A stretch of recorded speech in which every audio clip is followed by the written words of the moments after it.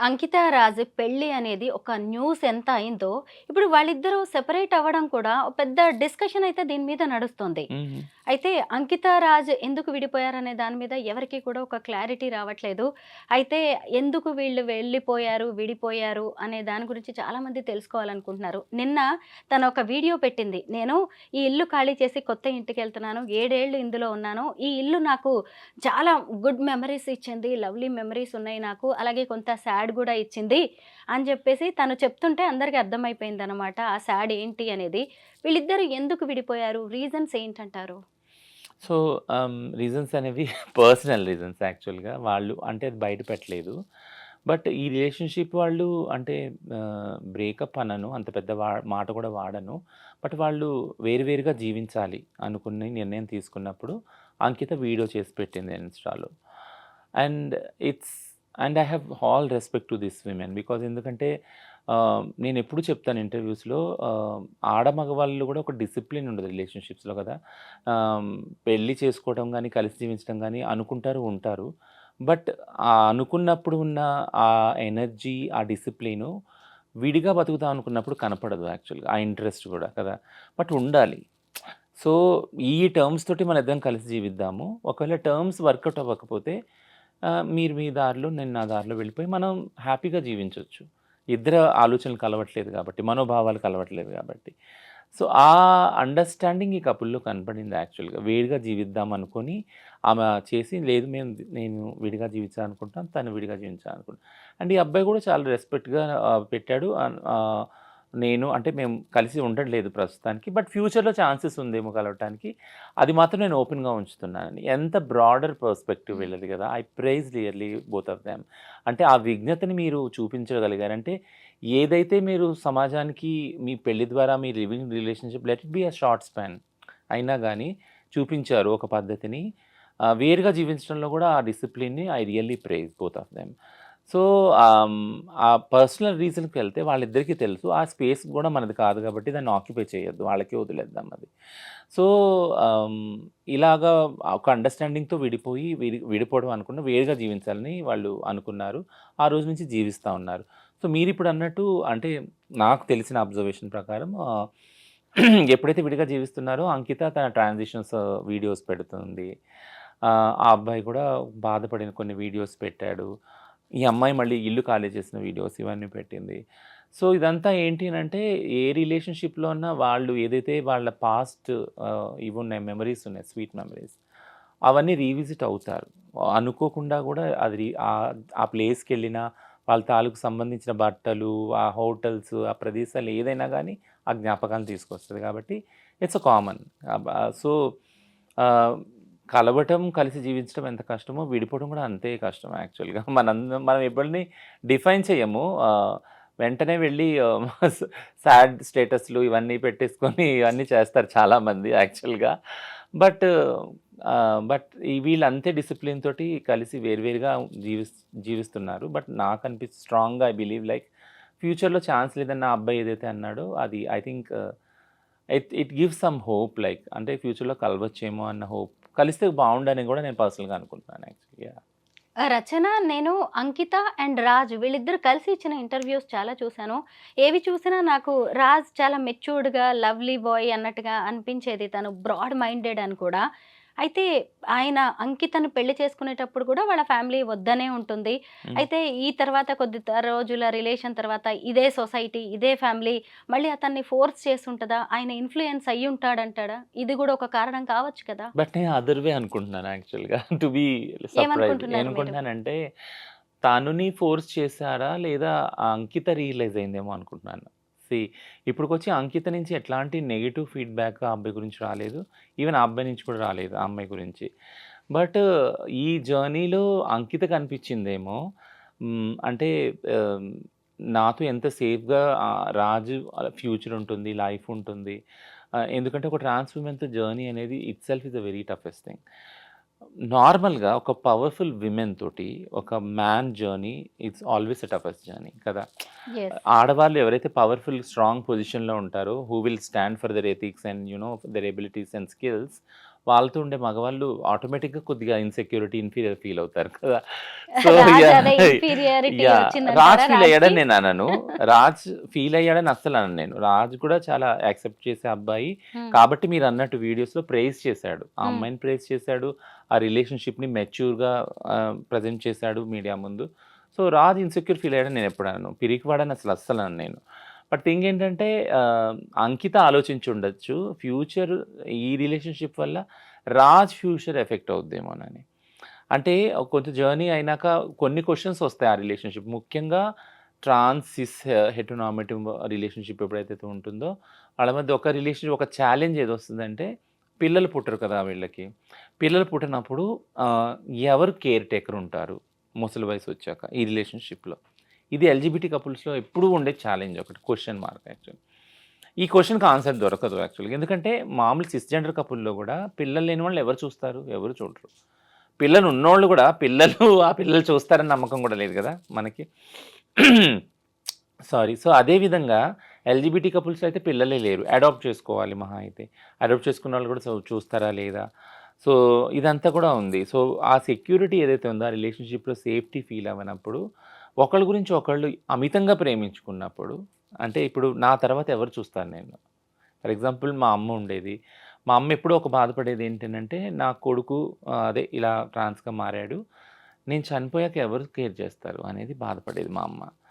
So, అదే బాధ ఒక ప్యూర్ లవ్‌లో తీసుకున్నప్పుడు అమ్మ love is the universal love కదా! Unconditional love. అట్లా ఒక రిలేషన్‌షిప్‌లో తీసుకున్నప్పుడు ఇప్పుడు నేను అంకిత వైపు నుంచి నేనేం ఆలోచిస్తా ఉన్నానంటే యాక్చువల్లీ నన్ను నేను పెట్టుకొని, she might have thought that నేను ఒకవేళ ఈ రిలేషన్‌షిప్‌లో తిను ఒకవేళ చాలా అంటే చాలా కష్టాలను ఫేస్ చేస్తే, ఖచ్చితంగా రాజు కష్టాలు ఫేస్ చేసుంటాడు. ట్రాన్స్ విమెన్‌తో ఉండటం అంటే ఈజీ జర్నీ కానే కాదు. చుట్టుపక్కల ఉన్నవాళ్ళు డే 1 నుంచి మార్నింగ్ నుంచి మేమెంత వివక్షత ఎదుర్కొంటున్నామో, దానికి ఐదింతలు, పదింతలు వాళ్ళు ఎదుర్కొంటారు. కిందకి వచ్చినప్పుడు నేను చెప్తున్నాను నా పార్ట్నర్ ఎక్స్‌పీరియన్స్ కిందకొచ్చినప్పుడు బైక్ తీస్తా ఉంటే, "ఏంటి? ఎందుకున్నావు? ఈ రిలేషన్‌షిప్ నీకు అమ్మాయి దొరకలేదా? నువ్వు ఇంపార్టెంట్‌వా? నువ్వు మగోడివి కాదా? మగతనం లేదా?" ఇట్లాంటి క్వెషన్స్ యాక్చువల్లీ. అది మొదలుకొని ఎళ్ళిన ప్రతి సింగిల్ స్పేస్‌లో గూడా క్వెషన్ జేస్తారసలు. నీకు వేరే ఆడవాళ్ళు దొరకలేదా? ఇక్కడెందుకుంటున్నావు? ఇయన్నీ బ్రెయిన్ వాషింగ్ ఉంటది. బట్ దీన్నంతా మేము ఫేస్ చేయగలం యాస్ ఎ ట్రాన్స్. మమ్మల్ని అడగరు గూడా యాక్చువల్‌గా. వాళ్ళు ఫేస్ చేయగలరా? చాలా తక్కువ మంది ఫేస్ చేస్తారు. అది వాళ్ళు పడుతున్న బాధ మాకింకా బాధ కలిగిస్తది యాక్చువల్లీ. నా లైఫ్‌లో కూడా అదే జరిగింది. నేనెప్పుడూ నా వివక్షత నేను ఎదుర్కోలే యాస్ ఎ ట్రాన్స్‌గా. I'm so vocal and so vibrant. నేను బయటికెళ్తేనే అసలెవరు నా ముందుకు రావాలంటేనే దడుచుకునేవాళ్ళు. అట్లాంటి క్యారెక్టర్, పర్సనాలిటీ నాది. బట్ నా పార్ట్నర్ ఈజీ ప్రే అయిపోయేవాడు. ఒక గుడికెళ్ళినా, లేదా ఏదైనా ప్రేయింగ్ దానికి వెళ్ళినా, ప్రేయర్ చేయడానికి వెళ్ళినా, ఒక గ్యాదరింగ్‌కి వెళ్ళినా, వెంటనే అందరూ నొసలు, భృకుట్లు ముడిపడేది ఏంటనంటే, ఓహ్! పలానోడు, పలానా వాళ్ళ పార్ట్నర్. సో, కాబట్టి అక్కడ నా గురించి, నా విషయం గురించి తన స్టేటస్ తగ్గిచ్చడం, తనని క్రిటిసైజ్ చేయటం, స్టిగ్మా చేయటం, డిస్క్రిమినేట్ చేయటం, బుల్లింగ్ చేయటం ఇదంతా జరిగేది యాక్చువల్లీ. అదంతా ప్రెషర్ కదా! అది ఎక్కడ లేని ప్రెషర్. ఆ ప్రెషర్ ఎక్కడ చూపిచ్చాలి యాక్చువల్‌గా? వాళ్ళు గూడా వాళ్ళ తల్లిదండ్రులను వదులుకొని వచ్చి కలిసి జీవిద్దామనే వస్తారు కదా! సో, ఈ ప్రెషర్‌ని ఎలా కోపప్ చేయాలి రిలేషన్‌షిప్‌లో? ఇవన్నీ నేను అనుభవించాను గాబట్టి ఐ కెన్ నో దట్. ఆ అండర్‌స్టాండింగ్ నాకుంది. So, I come completely like opposite to you. అంకితనే డెసిషన్ తీసుకొనుండొచ్చు కదా! ఈ అబ్బాయి సేఫ్టీ గురించి, తను సేఫ్‌గా ఉండాలి, తన ఫ్యూచర్ సెక్యూర్ ఉండాలని దూరం పెట్టుండొచ్చు కూడా అనుకుంటా. రచన ఇప్పుడు మనము 'అంకిత రాజ్' కేస్‌ని ఒక ఎగ్జాంపుల్‌గా మాట్లాడుకుంటున్నాం గానీ, మీ కమ్యూనిటీలో ఇలాంటివి కామన్. పెళ్లి చేసుకోవడం, ప్రేమించడం, మోసం చేసి వదిలేయడం, డబ్బులు తీసుకొని ఎటో వెళ్ళిపోవడం, ఇలాంటివి మీరు చూస్తూనే ఉన్నారు. హ్మ్. వీటన్నిటిని మీరు భరిస్తూనే ఉన్నారు కదా! అయితే మరి 'అంకిత రాజ్' కేస్‌లో కూడా ఇలా ఏమైనా జరిగి ఉంటుందా? ఎందుకంటే వీళ్ళిద్దరూ చాలా ఫ్యూచర్ ప్లాన్స్ ఏసుకున్నారు. పిల్లల్ని అడాప్ట్ చేసుకోవాలనుకున్నారు. అలాంటి వాళ్ళు ఇప్పుడు సెపరేట్ అయిపోయారు. అది కూడా అంకితలో తీవ్ర ఆవేదన కనిపిస్తూనే ఉంది.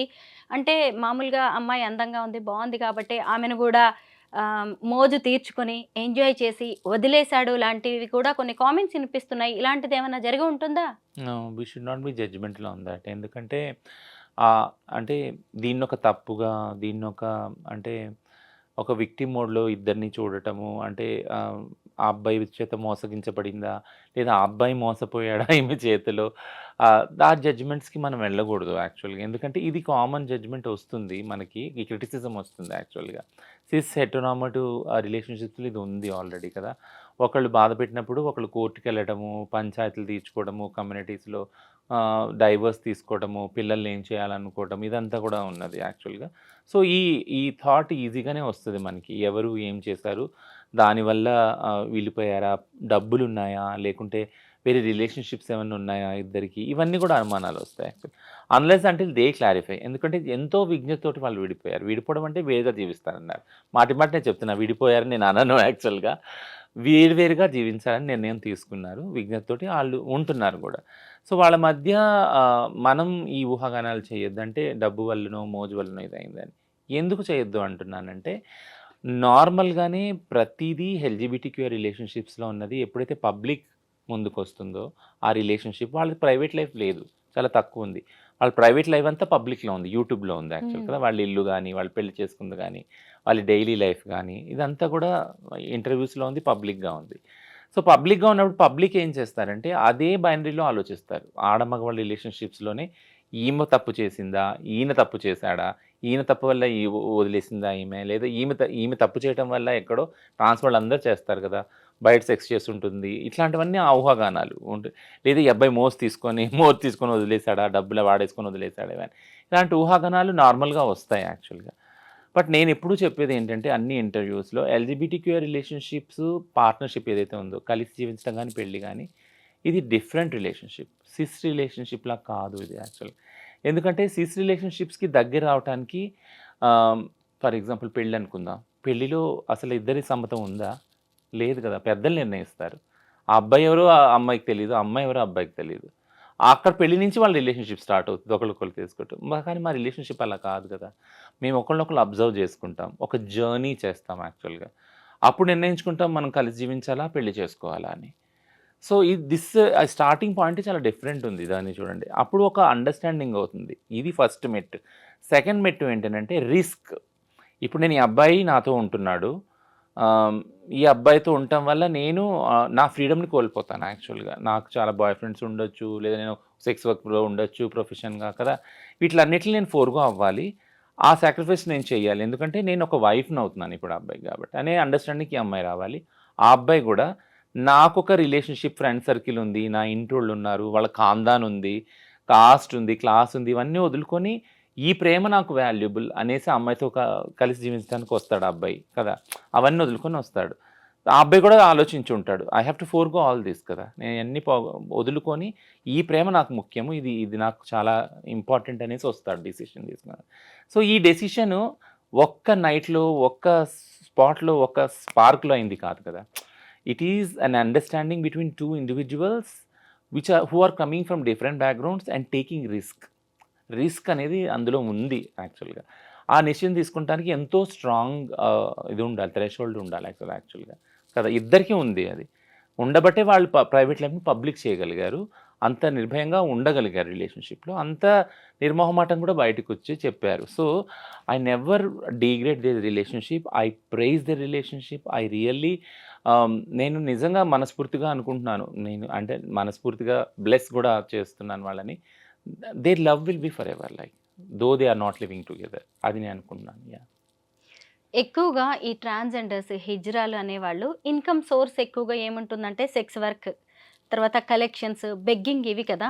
హుహు. కానీ పెళ్ళైన తర్వాత కూడా చాలామంది వీటిని కంటిన్యూ చేస్తూ ఉంటారు. హుహు. చాలామంది బ్రేకప్‌కి కూడా ఇదే రీజన్ అని కూడా తెలుస్తూ ఉంది. మరి ఎవరికైనా పెళ్ళవుతున్నప్పుడు మీ కమ్యూనిటీలో మీరు కౌన్సెలింగ్ చేస్తారా? పెళ్ళవుతుంది, సొసైటీ, హస్బెండ్ ఇలాంటివి యాక్సెప్ట్ చెయ్యరు. మనం ఈ సెక్స్ వర్క్ గాని, బెగ్గింగ్, కలెక్షన్ లాంటివి మీరు ఆపేయాలని కౌన్సెలింగ్ ఇవ్వడం గాని, ఇలాంటి కొన్ని కేసెస్‌ని బట్టి చేస్తూ ఉంటారా మీరు ఇలాంటివేమి? అలా కౌన్సెలింగ్ ఎప్పుడు చేయము. అంటే మీరివి మానుకోవాలి, మీరిలా ఉండాలి, హ్మ్. ఆ అబ్బాయికి రిస్క్ ఉందని ఆ అబ్బాయిని ఇట్లా ఎప్పుడు చేయము. నేను ఇందాక చెప్పినట్టు ఈ అండర్‌స్టాండింగ్ ఉండే చేసుకుంటా. ఫర్ ఎగ్జాంపుల్ ఒక ట్రాన్స్ వుమెన్ ఉంది. ఆమె సెక్స్ వర్క్‌లో ఉంది యాక్చువల్‌గా. ఒక అబ్బాయి అప్రోచ్ అవుతున్నాడు ఆ అమ్మాయిని కలిసి జీవించాలి అనుకున్నప్పుడు, ఆ అబ్బాయికి కూడా తెలుసు ఆ అమ్మాయి సెక్స్ వర్క్‌లో ఉందని. బయటికెళ్తది ఫలానా టైంకి క్లయింట్స్ అటెండ్ చేస్తది, వస్తదనేసి. బట్ స్టిల్ ఆ అబ్బాయి అనుకుంటున్నాడు స్ట్రాంగ్‌గా ఆ అమ్మాయితో ఉండాలి అని. దట్స్ ఎన్ అండర్‌స్టాండింగ్ కదా! అంటే అక్కడొక అండర్‌స్టాండింగ్ ఉంది ఇద్దరి మధ్య. ఆ అమ్మాయి విజిబుల్‌గా లేదు అని కాదు కదా! ఆ అమ్మాయి చెప్తుంది గూడా. ఆమె సెక్స్ వర్కర్, ఆమె ట్రాన్స్ అని.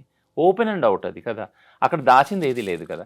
So in spite of that and her profession, he accepted that, like నువ్వు నాకు ముఖ్యం, నువ్వు ఏ ప్రొఫెషన్ చేస్తున్నావు ఎలా చేస్తున్నావు అనేది నాకు అనవసరం, నీ దగ్గర ఆ ప్రేమ దొరికింది.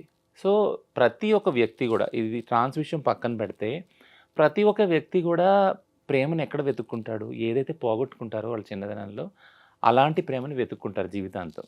టు బి సైకలాజీ అదే చెప్తుంది. ఏంటి అంటే, ఎవరన్నా మీరు ఎవరి పట్లన్నా ఆకర్షితులు అవుతున్నారంటే, అంటే నీ చిన్నతనంలో ఏదైతే పోగొట్టుకున్నారో అలాంటి వాళ్ళ దగ్గరికి నువ్వు మళ్ళీ వెళ్తున్నావు. వెళ్ళి అక్కడ ప్రేమను పొందాలని ట్రై చేస్తున్నావు. అది ఫెయిల్ కావచ్చు, సక్సెస్ కావచ్చు, తర్వాత విషయం. సో మెయిన్ ఈ రిలేషన్‌షిప్స్‌లో అది ఉంది. ఆ అండర్‌స్టాండింగ్ ఉంది. సో ఏం చెప్తాము అంటే, నువ్వు ఈ పని మానుకోవాలి, సెక్స్ వర్క్ భిక్షాటన మానుకోవాలి, ఆయన నీ భర్తగా ఉంటాడు, ఆయన సేవ చేసుకోవాలి. సో ఇదంతా అసలు ఏం చెప్పము. బట్ ఒకటేం చెప్తామంటే, ఆ అబ్బాయికి నీకు ఈ అండర్‌స్టాండింగ్ ఉందా? నువ్వు ఓపెన్‌గా అండ్ అవుట్ చెప్పావా? ఆ అబ్బాయిని కూడా అడుగుతావు, నువ్వు ఓపెన్‌గా నీకు తెలిసే ఈ అమ్మాయి ఏం చేస్తుందో, ఈ అమ్మాయి ట్రాన్స్ అని. మాక్సిమం కౌన్సిలింగ్ ఫెసిలిటీస్ అయితే లేవు. బట్ ఎవరైనా మా దగ్గరికొచ్చే కేసులు కౌన్సిలింగ్‌కి ఏమొస్తాయంటే, బ్రేకప్ అయ్యే ఉంటాయి కదా కొన్ని పాసిబిలిటీస్. సూయిసైడల్ థాట్స్ వస్తాయి. చాలా తనావు ఉంటుంది ఆ రిలేషన్‌షిప్‌లో. ఆ అబ్బాయి కొడుతున్నాడో సంథింగ్ ఏదో, ఈ అమ్మాయి సంథింగ్ ఏదో అవుతుంది.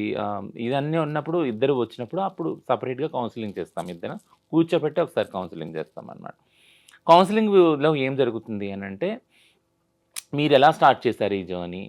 అప్పుడు ఏం ఒప్పందం ఉంది మీ ఇద్దరి మధ్య కలిసి ఉండటానికి? ఇప్పుడు అది ఎందుకు చెడుతుంది యాక్చువల్‌గా? ఎక్కడ ప్రాబ్లమ్ వస్తుంది ఈ జర్నీలో అనేది ఇద్దరికీ క్లియర్‌గా అండర్‌స్టాండ్ అయ్యేలా చెప్తామనమాట. But we never go to the stereotyping ethics ఏవైతే ఉన్నాయో, అంటే ఎందుకు అవి చెప్పము ఎందుకు అనంటే, we won't believe in that ethics also. ఇప్పుడు సిస్ హెటెరోనార్మేటివ్ సొసైటీలో ఒక ప్రిన్సిపల్, ఒక ఫిలాసఫీ బిలీవ్ చేసేది ఏంటంటే, ఆడవాళ్ళు పెళ్ళైనాక వేరే పురుషుల పట్ల ఇంకో రకంగా చూడకూడదు అనేది. అది మా కమ్యూనిటీకి అసలు వర్తించదు. ఎల్‌జిబిటీ కమ్యూనిటీకి వర్తించదు. టు బీ ఫ్రాంక్ నేను చెప్పేది ఏంటంటే, ఓహ్! వర్తించదు అని అంటున్నాను అంటే, అని ఫాలో అవ్వరా? ఫాలో ఎందుకు అవ్వరు అని మీరు నన్ను అడగొద్దు. బట్ ఫాలో అవుతారు. అది ఇష్టం ఉన్నవాళ్ళు ఖచ్చితంగా. హ్మ్. ఫర్ ఎగ్జాంపుల్ కొంతమంది ఎసెక్షువల్ కూడా ఉన్నారు మా దానిలో కదా! వాళ్ళకసలు సెక్సే లేదు. అట్లాంటప్పుడు రిలేషన్‌షిప్‌లో కూడా ఉన్నారు అలాంటి వాళ్ళు. హుహు. Partnership relation. So it's a very different phenomenon యాక్చువల్‌గా ఎల్‌జిబిటీ రిలేషన్‌షిప్స్ అర్థం చేసుకోవటం. ఇప్పుడు మళ్ళీ నేను ఇష్యూకొస్తాను. ఏంటినంటే, ఒకవేళ మీరు సిస్ హెటెరోనార్మేటివ్ దానిలో పెళ్ళిలో ఒకవేళ ఆడవారికి చెప్తా ఉంటే, అమ్మ నువ్వు ఇప్పటి వరకు అయిపోయింది వేరు, ఇప్పటి నుంచి నీ భర్తే నీకు సర్వస్వం, ఇలా ఉండాలి, ఇలా ఉండాలని. కానీ అదే ఆ పిల్లగాడికి చెప్తారా?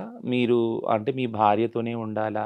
వేరే అమ్మాయిని చూడకూడదు, వేరే అమ్మాయితో మాట్లాడకూడదు, వేరే అమ్మాయితోటి నైట్ ఔట్స్ చేయకూడదు, వాళ్ళని సినిమాలు తీసుకెళ్ళకూడదు, షికారు ఇది చెప్పరు కదా! ఎందుకంటే సొసైటీ ఆల్రెడీ వాళ్ళకి ఆ టికెట్ ఇచ్చేసింది. ఫ్రీ టికెట్ మగవాళ్ళకి ఏంటనంటే, నువ్వు పెళ్ళైనా గానీ నువ్వు మగాడివే, పెళ్లి కాకపోయినా మగాడివి, ఎక్కడున్నా మగాడివే, ఏ రిలేషన్‌షిప్‌లో ఉన్నా మగాడివే. And you have every single freedom. Like మీరు ఎలా అన్నా ఉండొచ్చు, ఎలా అన్నా రిలేషన్‌షిప్‌లో ఎళ్ళొచ్చు. ఆ డిస్‌రెస్పెక్ట్ అనేది వాళ్ళకి పెంపకంలోనే తీసుకొచ్చేసాం గదా! సో జెండర్ బేస్డ్ వయలెన్స్‌లో ఇదే చెప్తాం మనం. ఏంటినంటే, నువ్వు ఆడమక్తివి అన్నంత మాత్రాన నువ్వు నీ స్వతంత్రాన్ని, సమానత్వాన్ని కోల్పోవాల్సిన అవసరం లేదు. ఒకవేళ దాన్ని డిస్టర్బ్ చేస్తుంటే ఏ రిలేషన్‌షిప్ అయినా, you have to fight for that. You have to stand to the equal ideals and equal freedom within the relationships అని నేర్పిస్తాం గదా! సో అందుకే నేను ఎప్పుడు ఏం చెప్తానంటే, మీరు అడిగిన ప్రశ్న రాంగ్ ఎందుకన్నాను అంటే, ఎల్‌జిబిటీ రిలేషన్‌షిప్స్‌లో మేము అలా చూడము. ఒకవేళ ఆ అబ్బాయి బయట రిలేషన్‌షిప్స్‌లో ఏదెళ్ళినా, ఈ అమ్మాయి వెళ్ళి చెప్పినా, ఆ అండర్‌స్టాండింగ్ ఇద్దరికీ ఉంటుంది ఆ కమ్యూనిటీలో. అది తెలుసుకొని దగ్గరికొస్తారు. ఇది కాక వేరే ఇష్యూస్ ఏవో ఉంటాయి గాబట్టి వాళ్ళ మధ్య కలహాలవుతాయి. It can be anything. Yeah! మీ కమ్యూనిటీ రూల్స్ అండ్ గైడ్‌లైన్స్ ఎలా ఉంటాయో మాకు అంటే సొసైటీకి తెలియదు గాబట్టి, మీలాంటి వాళ్ళ ద్వారా తెలియజెప్దామనే ప్రయత్నం మాది. మీకు తెలుసు ఆ థాంక్ యూ. విషయం. యాహ్! యాహ్! అయితే రచన ఇంకొకటేంటంటే, ఎక్కడ కూడా అంకిత, రాజ్ విడిపోయినట్టుగా లీగల్‌గా డివోర్స్ తీసుకున్నట్టుగా అయితే లేదు. కానీ వీళ్ళు పెళ్లి చేసుకునేటప్పుడు అందరిని పిలిచే చక్కగా పెళ్లి చేసుకున్నారు. ఎంత హ్యాపీ లైఫ్ లీడ్ చేశారో మనమందరం చూసాము. హుహు. అయితే ఇప్పుడు వీళ్ళు మ్యూచువల్‌గా దూరమైనట్టుగా కనిపిస్తోంది. అంటే మీ కమ్యూనిటీ మధ్య ఏమన్నా జరుగుతుందా? మీడియేషన్ చేస్తారా? అంటే వస్తే ఎవరైనా చేస్తాం. ఇలా ఏ కపుల్ కమ్యూనిటీ ఏ వెళ్ళిపోవాలి కమ్యూనిటీ అన్నప్పుడు అయినా రిలేషన్ నుంచి? ఏ కమ్యూనిటీ అయినా మీడియేషన్ అనే దానికి వస్తేనే చేస్తామనమాట. సో, మేము కల్పించుకొని మీడియేషన్ చేసేదేముండదు. ఇందులో ఎవరు మీడియేషన్ కోసం రాలేదు. అంకిత రాలేదు, రాజు గూడా రాలేదు యాక్చువల్‌గా. నేను అదే ఇంతకుముందు చెప్తున్నాను కదా! ఎంత ఎంత ఇదిగా వాళ్ళు కలిసి జీవించాలని నిర్ణయం తీసుకున్నారో, ఎంత ఓపెన్ అండ్ పబ్లిక్‌గా అందరిని పిలిచి పెళ్లి చేసుకున్నారో, అంతే విజ్ఞతతోటి ఇద్దరు వేరు వేరుగా జీవించాలని నిర్ణయం తీసుకున్నారు. So, it's a very like peaceful process. The whole process is like yeah! Rachana, నేను మీరు మీ మిమ్మల్ని నేను ఇంటర్వ్యూకి పిలవాలి అనుకున్నప్పుడు ఒక వీడియో షేర్ చేశాను నేను. హుహు. ఈ మధ్య నేను డాక్టర్ లక్ష్మీ కట్ట అని సీనియర్ అడ్వకేట్‌ని ఇంటర్వ్యూ చేశాను నేను. ఆమె తన ఎల్ఆర్ ఫౌండేషన్ ద్వారా చాలామంది ఇలాగ ట్రాన్స్‌జెండర్స్‌కి, ట్రాన్స్ విమెన్, ట్రాన్స్ మెన్‌కి హెల్ప్ చేస్తున్నారు లీగల్‌గా. హ్మ్. ఆవిడ ఇంటర్వ్యూ చేసినప్పుడు సడెన్‌గా అంకిత టాపిక్ వచ్చింది. నేను చేసిన ఆ ఇంటర్వ్యూ బాగా వైరల్ అయింది. హ్మ్. అయితే ఒక ఇంటర్వ్యూ కింద వచ్చిన కామెంట్స్ నేను ఇప్పుడు చదువుతాను రచన. ఎందుకంటే దానికి మీరు కొంచెం ఆన్సర్ చేస్తే బావుంటుందేమో అనిపించింది. ఖచ్చితంగా. ఈ కామెంట్స్ అనేవి సొసైటీ వేస్తున్న ప్రశ్నలు. దీనికి మీరు చెప్తే బావుంటుంది. కొన్ని మాత్రమే కామెంట్స్ నేను చదువుతాను. అవంతిక అనేవాళ్ళు ఇక్కడ కామెంట్ చేశారు. హిజ్రాని చేసుకుని జీవితాంతం కలిసున్న మగవాళ్ళు ఎవరూ లేరు.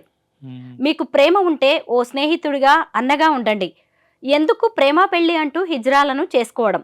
పాపం ఆ రాజు తల్లిదండ్రులు ఎంతగా బాధ, క్షోభ అనుభవించి ఉంటారు కొడుకు చేసిన పనికి ఈ సమాజంలో. ప్రకృతికి విరుద్ధంగా చేసే ఏదైనా ఎక్కువ కాలం నిలవదు. పోనీ ఆమె అయినా పెళ్ళయ్యాక పూర్తి గృహిణిగా ఉందా? మా కమ్యూనిటీకి సేవలు చేస్తా అని ఆమె గ్యాంగ్‌తో వెళ్ళిపోయేది. పెళ్ళయింది అన్నప్పుడే అవన్నీ వదిలేయాలి. పాపం అంకిత, రాజ్ ఎంత బావుండేవాళ్ళు. ఇద్దరు ప్రేమగా ఉండేవాళ్ళు. 3 నాళ్ల ముచ్చటే అయిపోయింది వాళ్ళ పెళ్లి అని అంకిత అనే ఆవిడ పెట్టారు. దీనికి మీరేమంటారు? సో, ఈ 2, 3 విషయాలు అందులో ఉన్నాయి. యెస్. యాక్చువల్‌గా ఏంటంటే హిజ్రా అని ఒకవేళ జీవితాంతం ఉండలేకపోతే మీరు పెళ్లి చేసుకోవద్దు. అక్కో, చెల్లో అనుకోని మీరు ఉండొచ్చు అనేసి అదొకటుంది హ్మ్. కామెంట్. ఇంకోటేంటంటే ఆ అబ్బాయి తరపు తల్లిదండ్రులు పాపం ఎంత బాధపడి ఉంటారు అనేది ఒకటుంది. రెండోది మీరు న్యాచురల్‌గా మీకు పిల్లలు పుట్టరు కాబట్టి ఇదంతా కాబట్టి మీరెందుకు పెళ్లి చేసుకోవటం అనేది ఒక ప్రశ్న ఉంది. సో, 2, 3 ఉన్నాయి యాక్చువల్‌గా. ఆహ్, నేను చెప్పడం ఏంటినంటే ఫస్ట్ ఇష్యూకొచ్చి అంటే హిజ్రాని చెల్లి, అక్క, తల్లి ఓకే. అది చూసుకోవచ్చు. చూస్తూనే వచ్చింది. తరతరాలుగా సమాజము హిజ్రా వాళ్ళ దీవెనలు మంచివి అని, వాళ్ళు వెళ్ళినప్పుడు పిల్లలు పుట్టినప్పుడు, దుకాణాలు ఓపెన్ చేసినప్పుడు, పెళ్ళిళ్ళైనప్పుడు వాళ్ళ దీవెన చూసుకోవడానికి వాళ్ళని పిలిచి వాళ్ళ దీవెనలు తీసుకునేవాళ్ళు. సో, హిజ్రా వ్యవస్థ సో కాల్డ్ ఏన్షియంట్ ట్రెడిషన్ చూసినప్పుడు వాళ్ళకి పెళ్ళనేది లేనే లేదు యాక్చువల్‌గా.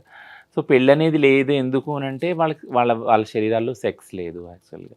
వాళ్ళు సర్జరీ ఏదైతే చేసుకుంటారో దాని ద్వారా సెక్స్ అనే దాని నుంచి విడిపోతారు. సెక్స్ ఉండదు. సెక్స్ లేని బాడీస్ కాబట్టి వాళ్ళ పవిత్రమైన బాడీస్, వాళ్ళ దీవెనలు కూడా పవిత్రమైనవి. సో, ఈ పర్సెప్షన్ నుంచి ఈ పర్సెప్షనల్ వాల్యూస్ అనేవి వస్తున్నాయి యాక్చువల్లీ. ఈ ఆలోచన వస్తుంది. వాళ్ళు అంటే అక్క, చెల్లిగా ఉండొచ్చు, తల్లిగా ఉండొచ్చు, పెళ్లి చేసుకోవచ్చు. పెళ్లి చేసుకోకూడదని. బట్ హిజ్రాకు పెళ్లి చేసుకోకూడదు అనేది ఎక్కడ రాసి లేదు. చేసుకోలేరని గతంలో కూడా జరిగింది. ఇది కొత్త విషయమేమి కాదు. వాళ్ళకి గూడా మనసుంది. వాళ్ళు గూడా మనుషులే. వాళ్ళకి గూడా హక్కుంది మెయిన్. ముఖ్యంగా ఏంటనంటే ఎప్పుడైతే సుప్రీంకోర్టు చెప్పిందో సమాన హక్కులు, రాజ్యాంగ హక్కులు అన్నప్పుడు కలిసి జీవించే హక్కు వాళ్ళకి గూడా ఉంది. అది కోర్టులు ఒప్పుకోలేదు, సుప్రీంకోర్టు ఒప్పుకోలేదు. సెపరేట్ వ్యాజ్యం చేస్తే అది వేరే విషయం. బట్ రాజ్యాంగ హక్కులు వాళ్ళకున్నాయన్నప్పుడు ఆడవారికి, మగవారికి ఉన్న స్వేచ్ఛ, స్వతంత్రాలు హిజ్రాలకు గూడా ఉన్నాయి.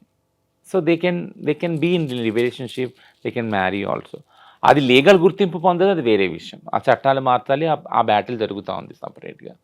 రెండో విషయం వచ్చి అంటే సో, ఒకవేళ కలిసి ఉన్నప్పుడు లేదా పెళ్లి చేసుకున్నప్పుడు ఖచ్చితంగా పార్ట్నర్ అని అంటారు. భార్యాభర్తలనే అంటారు వాళ్ళని. కాబట్టి ఆ రిలేషన్‌షిప్ ఆటోమేటిక్‌గా అలానే ఐడెంటిఫై అవుతది. రెండోది ఆ పిల్లాడి తల్లిదండ్రులు ఎంత బాధపడి ఉంటారో, బాధ మా తల్లిదండ్రులకు కూడా ఉంది కదా! అంటే మా కొడుకు ఇలా అయిపోయాడు. ఇల్లు వదిలిపెట్టి వచ్చేసాడు. ఒక్కొక్క చోట మాకు అన్న తమ్ముళ్ళు ఉన్న చోట మేము ఒకళ్ళు ఆళ్ళలో ఒకటైనప్పుడు వాళ్ళకు వంశాంకురాలున్నారు. మధ్యవాడు వెళ్ళిపోయిన పెద్దోడికి చిన్నోడున్నారు. లేదా ఒకడు వెళ్ళిపోయినా ఒకడున్నారు. ఇట్లా అనుకోని సరిపెట్టుకుంటారు. ఎవ్వరు లేని వాళ్ళు మరి. ఒకడే కొడుకుంటాడు. ఆ ఒక్క కొడుకు వచ్చి ట్రాన్స్ ఉమెన్‌గా మారిపోయి వాళ్ళకి మనుగడ లేక భిక్షాటన సెక్స్ వర్క్‌లోకి వచ్చేసినప్పుడు వాళ్ళు బాధపడతారు. ఓకేనా? సో, ఆ బాధ ఇన్ని రోజులు గూడా ఎవరు మాట్లాడలేదు యాక్చువల్లీ. ట్రాన్స్ మహిళలు వాళ్ళ ఇళ్ళలోంచి వెలివేయబడి, వాళ్ళ ఇల్లు వదిలిపెట్టేసొచ్చి బట్ వెలివేయబడినా, వచ్చేసినా గానీ అక్కడ బాధ్యతలు వాళ్ళు నిర్వర్తించారు. ఒక అన్నగా, ఒక చెల్లిగా, ఒక కొడుకుగా ఓకేనా? ఆ రిలేషన్‌షిప్‌లో అక్కడున్న వాళ్ళ చదువులు గానీ, పెళ్ళిళ్ళు గానీ అన్నీ నేను సంపాదించిన భిక్షాటన ద్వారా సెక్స్ వర్క్ ఒళ్ళమ్ముకున్న డబ్బు ద్వారా అవన్నీ ఫుల్‌ఫిల్ చేశారు మా వాళ్ళు. అడగండి ఎవరు ఫుల్ఫిల్ చేయలేదు. మేము బయటకు వచ్చేసినా మేము జీవించేది మా కోసం కాదు, మా సో కాల్డ్ ఫ్యామిలీ కోసమే. మా అక్కల కోసం, మా తమ్ముళ్ళ కోసం, మా అమ్మ నాన్నల కోసమే బతుకుతాం మేము. మేము సంపాదించి ప్రతి సింగిల్ పైసా వాళ్ళకే పెడతాం. వాళ్ళు మా ప్రయారిటీ యాక్చువల్‌గా. ఆ తర్వాత వీళ్ళు మా ప్రయారిటీ.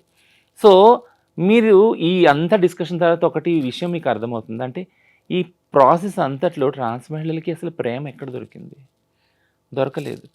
మీరు ఆ సో కాల్డ్ వ్యక్తి ఎవరైతే రిలేషన్‌షిప్‌లో వచ్చాడో, కొంతకాలం ఉన్నాడో, ఉండి ఉండలేక ఇమ్మడలేక వెళ్ళిపోయాడో, ఆ వ్యక్తి గురించి వాళ్ళ తల్లిదండ్రుల గురించి మాట్లాడతారు. ఆ వ్యక్తి తిరిగి ఆ వ్యవస్థలోకి వెళ్ళినా మళ్ళీ ప్రేమ దొరుకుద్ది. వాళ్ళ తల్లిదండ్రులు దొరుకుతారు, అన్నదమ్ములు దొరుకుతారు, అక్క చెల్లి దొరుకుతారు. మరి మా ట్రాన్స్ మహిళలకి దొరకరే? ఎప్పటికీ దొరకరు. ఈ దొరికిన కొద్దిపాటి టైం గూడా ఆ వ్యక్తి ద్వారా ఆ ప్రేమ గూడా ఎప్పుడుగా స్టాండర్డ్‌గా ఉండదు.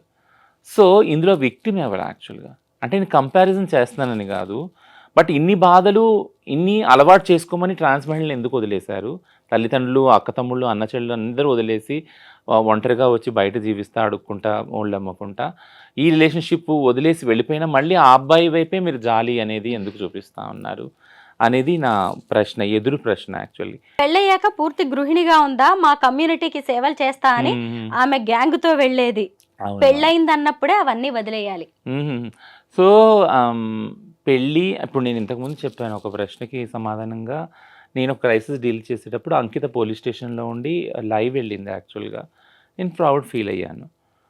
ప్రౌడ్ ఎందుకు ఫీల్ అయ్యానంటే నా సొంత లైఫ్‌ని కొరిలేట్ చేసుకున్నాను అంకితతోటి. ఎందుకంటే చాలా కొద్ది మంది మా కమ్యూనిటీ గురించి పనిచేసేవాళ్ళున్నారు. నా రిలేషన్‌షిప్స్, నా పర్సనల్ రిలేషన్‌షిప్ ఏదైతే ఉందో పార్ట్నర్‌షిప్ గానీ, ఈ విషయం వల్ల చాలా క్రిటిసైజ్ అయింది. చాలా ఎఫెక్ట్ అయింది. బట్ బాధపడ్డాను నేను. బట్ బాధపడినప్పుడల్లా నాకొకటి జ్ఞాపకం వచ్చేది ఏంటినంటే, నేను కాపోతే ఎవరు చేస్తారు నా కమ్యూనిటీకి పని? చేసేవాళ్ళు చాలామందుంటారు. బట్ నాకు చెయ్యాలి. నేను చెయ్యాలి. చేసి ఏదో ఒకటి వీళ్ళొక దారికి నేను బతికినంత కాలం అట్‌లీస్ట్ కొన్ని సిస్టమ్స్ డెవలప్ చేసి నేను వెళ్ళిపోవాలి. ఆ తర్వాత నా తర్వాత ఉన్నవాళ్ళు దాన్ని ముందుకు తీసుకెళ్తారనే ఒక ఆలోచన ఎప్పుడు ఉంది. ఇప్పుడు ఉంది. సో, ఆ ఆలోచనలోకి అలాంటి ఆలోచనల ద్వారా అంకిత వచ్చినప్పుడు నేను అనుకున్నాను. చాలా హ్యాపీగా ఫీల్ అయ్యాను. అండ్ ఇప్పుడు వింటున్నాను సేమ్ క్రిటిసిజం గూడా. అంటే హ్మ్. భర్త రాంగానే ఆహ్, అంతే అంటే నేను నా కమ్యూనిటీ గురించి దాని గురించి పోరాడే పటిమని వదిలేసుకోవడం అది ఎంత సమంజసం యాక్చువల్‌గా. ఎందుకంటే నేను ఆ బాధల్ని చూస్తూ వచ్చాను గాబట్టి నా లైఫ్‌లో. నా తర్వాత తరాల వాళ్ళు ఆ బాధలు పడకూడదని కదా ముందుకొచ్చింది యాక్చువల్‌గా. యాక్చువల్‌గా మీరు ప్రైజ్ చేయాలి ఆ ఫైట్ కోసం. ఆ ముందుకొచ్చి కొట్లాడుతున్నారు. కానీ మీరు క్రిటిసైజ్ చేస్తున్నారు. సో, ఈ క్రిటిసిజం నాకే కాదు, నా ప్లేస్‌లో ఉన్న మహిళలు కూడా ఇంతకుముందు ఎదుర్కొన్నారు చాలామంది. అంటే ఆలనాటి సరోజినీ నాయుడు, దుర్గాబాయి దేశ్ముఖ్ ఇందిరాగాంధీ తరపు నుంచి ఆడవాళ్ళందరూ కూడా స్ట్రాంగ్ విమెన్ లీడర్స్ అందరూ అదే క్రిటిసిజం ఫేస్ చేశారు. And being a trans women normal మేము మా కమ్యూనిటీకి చేసే ఏదైతే ఫైటింగ్ ఉందో దీన్ని కూడా ఇలా క్రిటిసైజ్ చేస్తున్నారు. ఇంకొక కామెంట్ ఉంది. దానికి మీరు ఆన్సర్ చేస్తే బావుంటుంది. యాహ్! ఇద్దరు మగవాళ్ళు పెళ్లి చేసుకోవడం ఏంటి? ఎవరిని బాధ పెట్టాలని అనడం లేదు. ఎన్ని సర్జరీలు చేసుకున్నా సరే పెళ్లి కరెక్ట్ కాదు. కలిసి ఉండాలనుకోవడం కరెక్ట్ కాదు. ఎవరు బతుకు వాళ్ళు బతికితే మంచిది. ఇలాంటివి సక్సెస్ అవ్వడం అనేది జరగదు అన్నారు. సో, మీరేమంటారు? ఇదైతే చాలా కోర్ట్‌లే నేను మీకు చెప్పాను కదా! అంటే నాల్సా జడ్జ్‌మెంట్ రాకముందే ఎన్నో లివింగ్ రిలేషన్స్ ట్రాన్స్ విమెన్ తోటి ఉన్నవాళ్ళు చాలామంది ట్రాన్స్ విమెన్ పెళ్లి చేసుకొని వదిలేసి వెళ్ళిపోయి వాళ్ళని డబ్బులు వాడుకొని అన్నీ చేసిన వాళ్ళు కోర్ట్‌కెళ్ళినప్పుడు కోర్ట్‌లో జడ్జిలు, లాయర్లు అందరూ ఇదే ప్రూవ్ చేయడానికి they are behind this like ఈమె ఆమె కాదు కదా! ఈమె పిల్లల్ని కనలేదు కదా! అనంటే ఇప్పుడు పిల్లల్ని కనని ఆడవాళ్ళని మరి ట్రాన్స్ అంటారా? అనరు కదా! చాలా అంటే చాలా వాళ్ళని హీనంగా చూస్తారు. పిల్లల్ని కనని ఆడవాళ్ళని వాళ్ళని ఒక చెడ్డ పదాలతో వాళ్ళని టీజ్ చేస్తారు యాక్చువల్ కదా! అది చాలా క్రూరమైన సంస్కృతి సమాజంలో ఉంది. సో, నేనేమంటున్నానంటే పిల్లలు కన్నంత మాత్రాన మనుషులు మనుషులు కాకపోరు. ఆ రిలేషన్‌షిప్‌కి వాల్యూ ఏం తగ్గదు నాకు తెలిసి. సో, పిల్లల ప్రొడ్యూస్ చేయటానికి సో, ఒకవేళ మీరు అలా అంటే గనక పిల్లల ప్రొడ్యూస్ చేయటానికే ఈ పెళ్ళిళ్ళవుతున్నాయా? కాదు కదా! అదైతే కాదు కదా! కలిసి జీవించడానికైతే ఎంతో కొంత దృక్పథం ఉండే కదా! ఈ పెళ్ళిళ్ళు గాని, లివింగ్ రిలేషన్స్ అవుతున్నాయి. సో, అదే దృక్పథంతో ఈ రిలేషన్‌షిప్‌ని గూడా చూడాలి. ఏదైతే క్రిటిసిజం వచ్చిందో అంటే ఇద్దరు మగాళ్ళు పెళ్లి చేసుకోవటం ఇది అంటే బయోలాజికల్‌గా బైసెక్స్ ఏదున్నా గానీ, ట్రాన్స్ అనేవాళ్ళు వాళ్ళ జెండర్ ఐడెంటిటీ వేరుంటుంది. వాళ్ళొక ఇండిపెండెంట్ ఐడెంటిటీ అనేది మళ్ళీ ఈ పాఠాలన్నీ మళ్ళీ నేనిప్పుడు మళ్ళీ ఏకరువు పెట్టలేను వరుస పెట్టి. బట్ ఆ సెన్సిటైజేషన్ ఇంకా రాలేదు. ఆ ఓరియంటేషన్ ఇంకా సమాజానికి రాలేదు. అది అర్థం చేసుకోవాలి. చాలా మారుతుంది సమాజము. ట్రాన్స్ విజిబిలిటీ పెరుగుతుంది. మనం ఎక్కడ చూసినా గానీ వాళ్ళ ఫ్యామిలీలో వాళ్ళు ఉంచుకుంటున్నారు ఆ ట్రాన్స్ వాళ్ళని. వాళ్ళ ఫ్యామిలీస్ తోటి, వాళ్ళ అమ్మ, నాన్న, అక్క చెల్లెలతోటి, వాళ్ళ బాబాయ్, పిన్నులతోటి వాళ్ళు జర్నీ చేస్తున్నారు. నేను మార్కెట్స్‌కి, ట్రైన్‌లో అక్కడ ఎళ్ళినప్పుడు నేను చూస్తున్నాను చాలామంది. They are happily living with their families. Government అవకాశాలు ఇస్తుంది, ఇవ్వకపోవడం వేరే విషయం. బట్ ఈ జనరేషన్‌లో అట్‌లీస్ట్ నేను అనుకోలేదు నా నా కమ్యూనిటీని ఇంత ప్రోగ్రెసివ్‌గా చూస్తాను. సమాజం ఈ మాత్రం స్పేస్ కూడా ఇస్తదని. బట్ ఆ స్పేస్ ఇస్తున్నారు ఫ్యామిలీస్‌లో. అండ్ నేను ఆ హోప్ అయితే వదలట్లేదు. ఒక ఒక రేంజ్‌లో ఒక ఒక ఒక కొన్ని తరాల తర్వాత, కొన్ని జనరేషన్స్ తర్వాత సిస్ హెటెరోనార్మటివ్ రిలేషన్స్‌ని ఎంత ఈక్వల్‌గా చూస్తున్నారో, అందులో కెమిస్ట్రీని ఎంత రెస్పెక్ట్‌గా చూస్తున్నారో, మా రిలేషన్ కూడా అలాగే చూస్తారని నేను భావిస్తున్నాను. నేనిప్పుడు చదివినవి జస్ట్ కామెంట్స్ కాదు రచన. అవి సొసైటీ అభిప్రాయాలు. యెస్. యెస్. ఇప్పుడు ఈ ఇంటర్వ్యూ ఎందుకు అని చాలామంది అనుకోవచ్చు. టైం వేస్ట్ అనుకోవచ్చు. కానీ మన చుట్టుపక్కల కూడా ఎన్నో జరుగుతూ ఉంటాయి. మనకు తెలిసిన వాళ్ళు అలాగా చాలా ఫ్యామిలీస్ కూడా బ్రేకప్స్ జరుగుతూ ఉంటాయి. వాటన్నిటిని ఎలా చూస్తామో ట్రాన్స్‌జెండర్స్ రిలేషన్స్ కూడా మనం అలాగే చూడాలి. వాళ్ళు కూడా మన మనుషులే, మన మధ్య ఉండాల్సిన వాళ్ళే. మనం ప్రేమ అందించాల్సిన వ్యక్తులు వాళ్ళు. మన ప్రేమను అందుకోవాల్సిన వాళ్ళు. థ్యాంక్ యూ రచన. చాలా థాంక్ యూ. మంచి విషయాలు చెప్పారు మీ కమ్యూనిటీ గురించి, అంకిత రాజ్ బ్రేకప్‌కి సంబంధించి. Thank you so much. Thank you.